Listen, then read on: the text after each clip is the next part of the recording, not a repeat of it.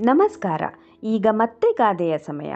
ಇಂದಿನ ಗಾದೆ ಯಾವುದು ಗೊತ್ತಾ? ದೂರದ ಬೆಟ್ಟ ನುಣ್ಣಗೆ. ಇದರ ಅರ್ಥ, ದೂರದಿಂದ ನೋಡಿದಾಗ ಬೆಟ್ಟವು ನುಣುಪಾಗಿ ಸಮವಾಗಿ ಕಾಣುತ್ತದೆ. ಹತ್ತಿರದಿಂದ ನೋಡಿದಾಗ ಬೆಟ್ಟವು ಸಮವಾಗಿಲ್ಲದೆ ಕಲ್ಲು ಮುಳ್ಳುಗಳಿಂದ ಕೂಡಿದ ಒರಟಾದ ಹಾಗೂ ಅನುಕೂಲಕರವಲ್ಲದ ಮಾರ್ಗಗಳನ್ನು ಹೊಂದಿರುತ್ತದೆ. ಹತ್ತಿರದಿಂದ ನೋಡಿದಾಗ ಅದರ ವಾಸ್ತವತೆಯ ಅರಿವು ನಮಗಾಗುತ್ತದೆ. ಏರಿಳಿತದ ದಾರಿಯ ಅಡಚಣೆಗಳು ನಮಗೆ ಗೋಚರಿಸುತ್ತವೆ.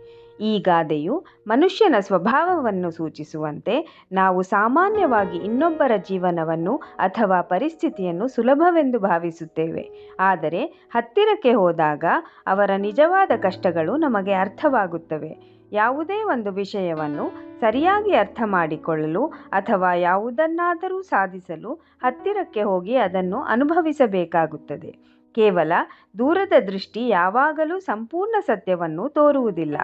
ಈ ಗಾದೆಯು ಎಷ್ಟು ಅರ್ಥಪೂರ್ಣವಾಗಿದೆ ಅಲ್ವಾ? ಬೇಗನೆ ಇನ್ನೊಂದು ಗಾದೆಯ ವಿಮರ್ಶೆಯೊಂದಿಗೆ ನಾನು ಬರ್ತೀನಿ. ನೀವು ನನ್ನ ವಾಹಿನಿ ಇಂಚರ ಕನ್ನಡ ಭಾಷಾ ಲೋಕಕ್ಕೆ ಸಬ್ಸ್ಕ್ರೈಬ್ ಮಾಡುವುದನ್ನು ಮರೆಯಬೇಡಿ ಮತ್ತು ನನ್ನನ್ನು ಇನ್ಸ್ಟಾಗ್ರಾಮ್ನಲ್ಲಿ ಸಹ ಫಾಲೋ ಮಾಡಿ. ಧನ್ಯವಾದಗಳು.